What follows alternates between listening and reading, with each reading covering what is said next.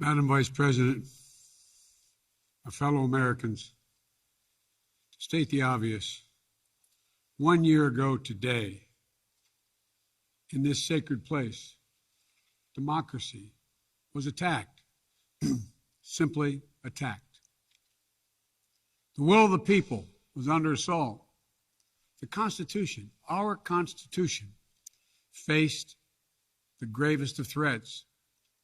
Outnumbered in the face of a brutal attack, the Capitol Police, the D.C. Metropolitan Police Department, the National Guard, and other brave law enforcement officials saved the rule of law. Our democracy held. We, the people, endured. We, the people, prevailed. For the first time in our history, a president had not just lost an election, he tried to prevent the peaceful transfer of power as a violent mob breached the Capitol. But they failed. They failed. And on this day of remembrance, we must make sure that such attack never happens again.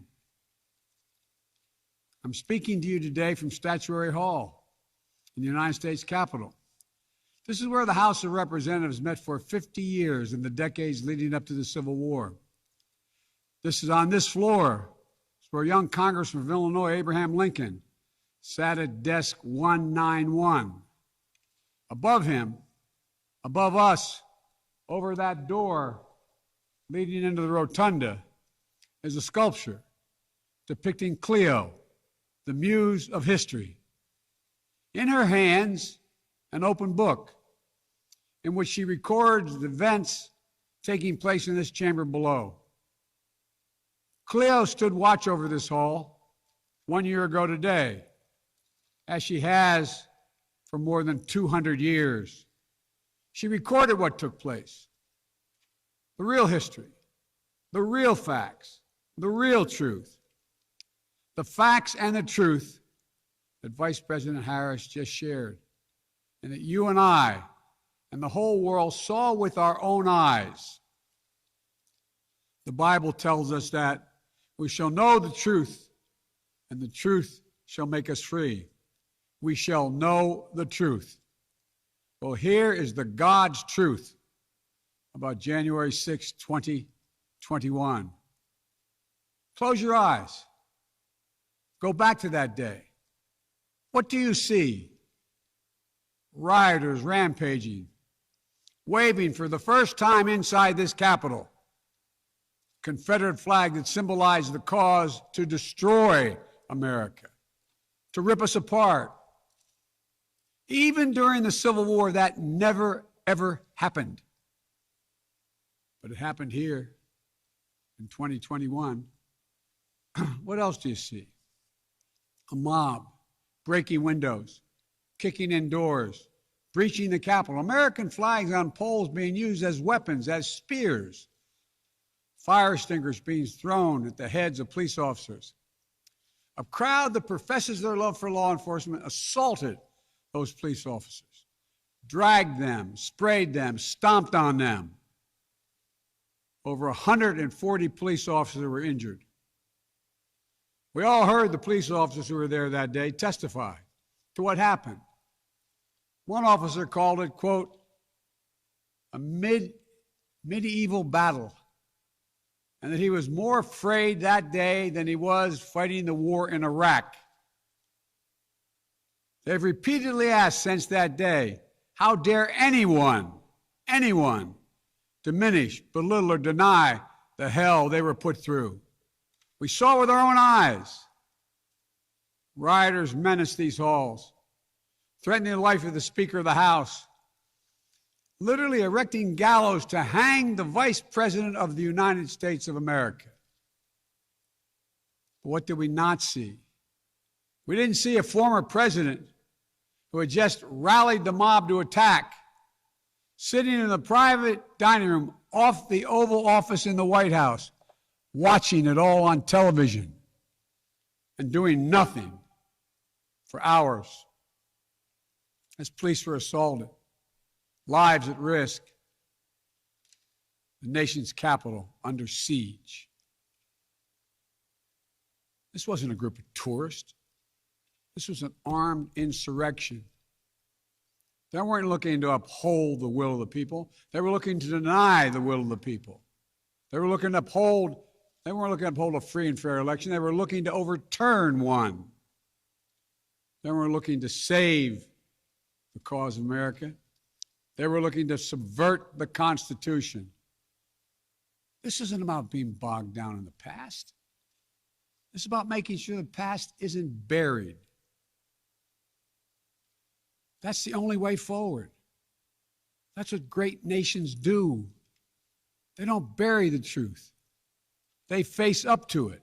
Sounds like hyperbole, but that's the truth. They face up to it. We are a great nation. My fellow Americans, in life there's truth, and tragically there are lies. Lies conceived and spread for profit and power. We must be absolutely clear about what is true and what is a lie. And here's the truth. The former President of the United States of America has created and spread a web of lies about the 2020 election. He's done so because he values power over principle, because he sees his own interest as more important than his country's interest, than America's interest, and because his bruised ego matters more to him than our democracy or our Constitution. He can't accept he lost, even though that's what 93 United States senators, his own attorney general, his own vice president, governors and state officials in every battleground state have all said he lost. That's what 81 million of you did as you voted for a new way forward. He has done what no president in American history, the history of this country, has ever done. He refused to accept the results of an election and the will of the American people. Well, some courageous men and women in the Republican Party are standing against it, trying to uphold the principle of that party.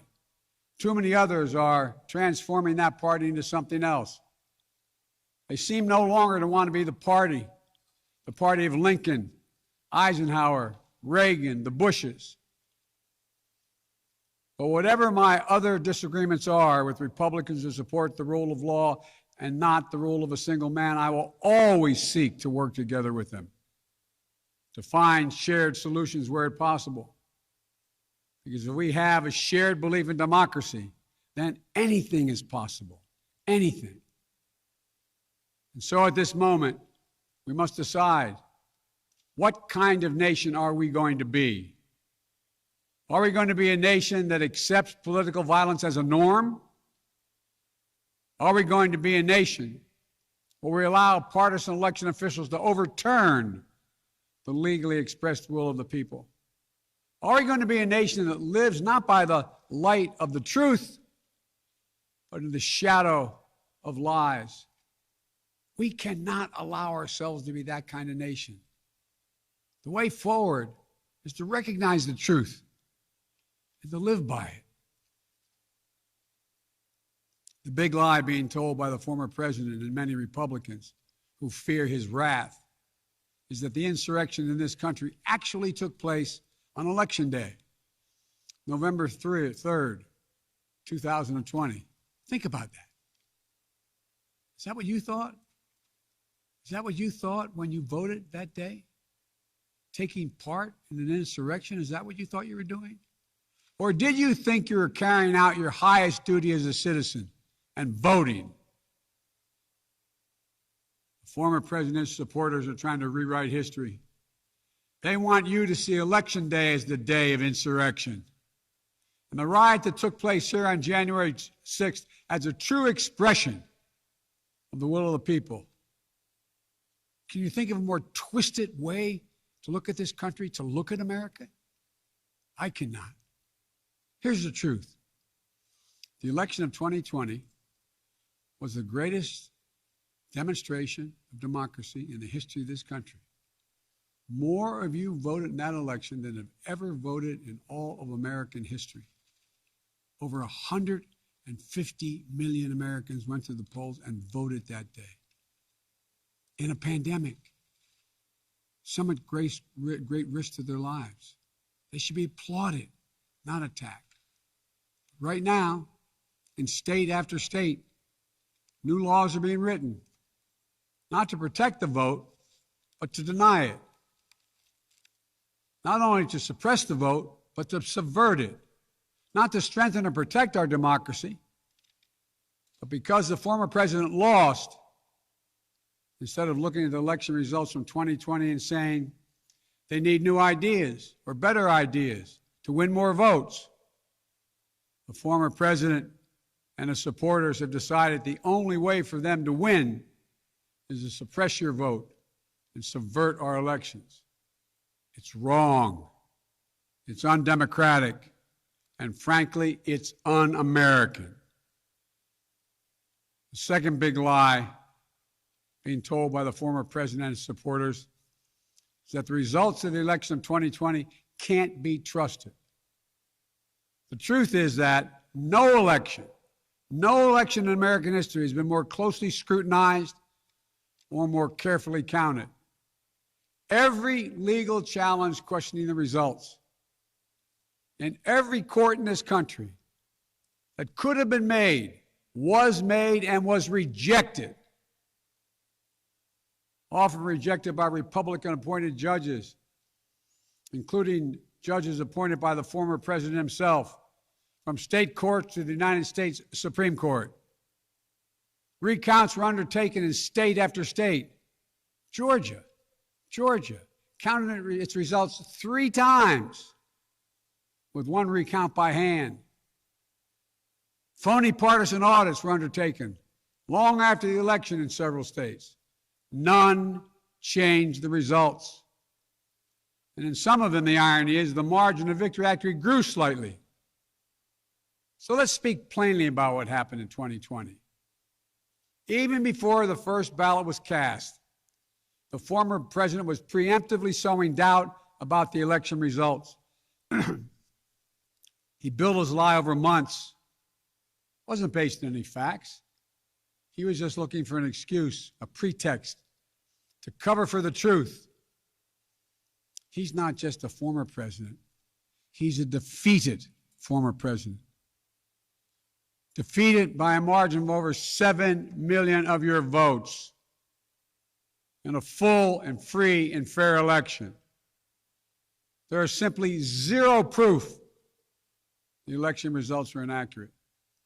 In fact, in every venue where evidence had to be produced, an oath to tell the truth had to be taken, the former president failed to make his case. Just think about this. The former president and his supporters have never been able to explain how they accept as accurate the other election results that took place on November 3rd. The elections for governor, United States Senate, House of Representatives. Elections which they closed the gap in the House. They challenged none of that. The president's name was first. Then we went down the line. Governors, senators, House of Representatives. Somehow those results are accurate on the same ballot. But the presidential race was flawed. And on the same ballot, the same day, cast by the same voters. The only difference, the former president didn't lose those races. He just lost the one that was his own. Finally, the third big lie being told by a former president and his supporters is that the mob who sought to impose their will through violence are the nation's true patriots. Is that what you thought when you looked at the mob ransacking the Capitol, destroying property, literally defecating in the hallways, rifling through the desks of senators and representatives, hunting down members of Congress? Patriots? Not in my view. To me, the true patriots were the more than 150 Americans who peacefully expressed their vote at the ballot box. The election workers who protected the integrity of the vote, and the heroes who defended this Capitol. You can't love your country only when you win. You can't obey the law only when it's convenient. You can't be patriotic when you embrace and enable lies. Those who stormed this Capitol, and those who instigated and incited, and those who called on them to do so, held a dagger at the throat of America, at American democracy. They didn't come here out of patriotism or principle. They came here in rage, not in service of America, but rather in service of one man. Those who incited the mob, the real plotters who were desperate to deny the certification of this election, defy the will of the voters. But their plot was foiled. Congressmen, Democrats, and Republicans stayed. Senators, representatives, staff, they finished their work the Constitution demanded. They honored their oath to defend the Constitution against all enemies, foreign and domestic. Look, folks, now it's up to all of us, to we the people, to stand for the rule of law, to preserve the flame of democracy, to keep the promise of America alive. The promise is at risk, targeted by the forces that value brute strength over the sanctity of democracy, fear over hope, personal gain over public good. Make no mistake about it, we're living at an inflection point in history, both at home and abroad. We're engaged anew in a struggle between democracy and autocracy, between the aspirations of the many and the greed of the few, between the people's right of self-determination and the self-seeking autocrat. From China to Russia and beyond, they're betting that democracy's days are numbered. They've actually told me democracy is too slow, too bogged down by division to succeed in today's rapidly changing, complicated world. And they're betting. They're betting America will become more like them and less like us. They're betting that America is a place for the autocrat, the dictator, the strongman. I do not believe that. That is not who we are. That is not who we have ever been.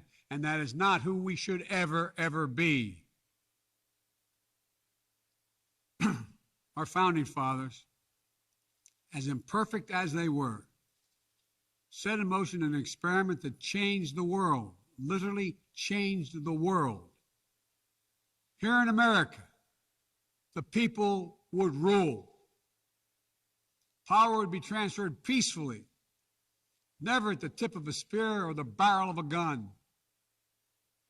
They committed to paper an idea that they couldn't live up to, but an idea that couldn't be constrained. Yes, in America, all people are created equal. We reject the view that if you succeed, I fail. If you get ahead, I fall behind. If I hold you down, I somehow lift myself up. The former president who lies about this election and the mob that attacked this Capitol could not be further away from the core American values. They want to rule, or they will ruin. Ruin what our country fought for at Lexington and Concord, at Gettysburg and Omaha Beach, Seneca Falls, Selma, Alabama. What we were fighting for? The right to vote, the right to govern ourselves, the right to determine our own destiny. With rights come responsibilities. The responsibility to see each other as neighbors Maybe we disagree with that neighbor, but they're not an adversary. Responsibility to accept defeat. Then get back in the arena and try again the next time to make your case. Responsibility to see that America is an idea. An idea requires vigilant stewardship. As we stand here today, 1 year since January 6, 2021, the lies that drove the anger and madness we saw in this place, they have not abated. So we have to be firm, resolute, and unyielding in our defense of the right to vote and to have that vote counted. Some have already made the ultimate sacrifice in this sacred effort.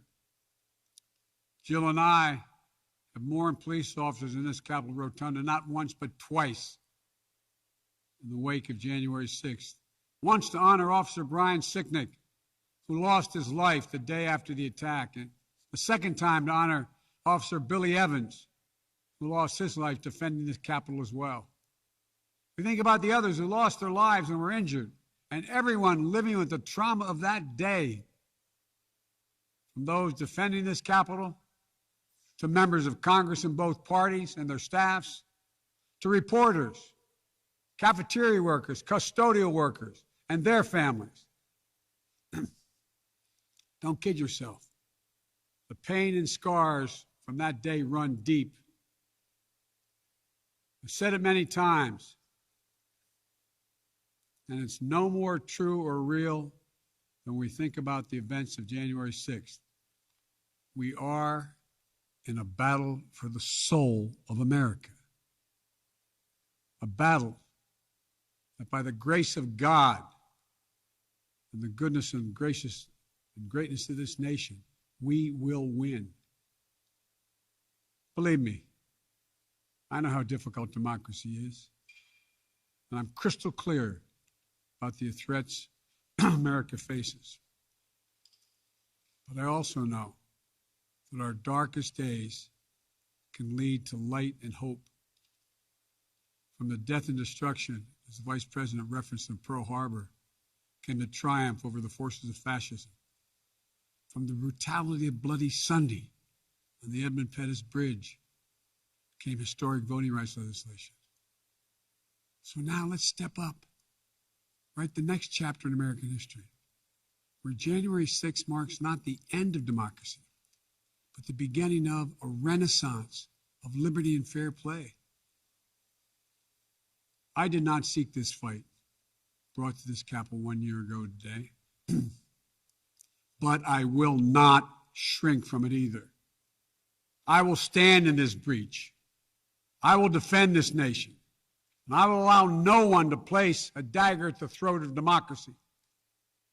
We will make sure the will of the people is heard, that the ballot prevails, not violence, that authority in this nation will always be peacefully transferred. I believe the power of the presidency and the purpose is to unite this nation, not divide it, to lift us up, not tear us apart.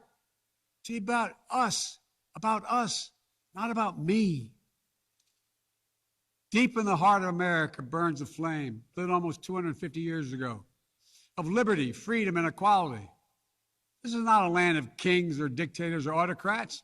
We're a nation of laws, of order, not chaos, of peace, not violence.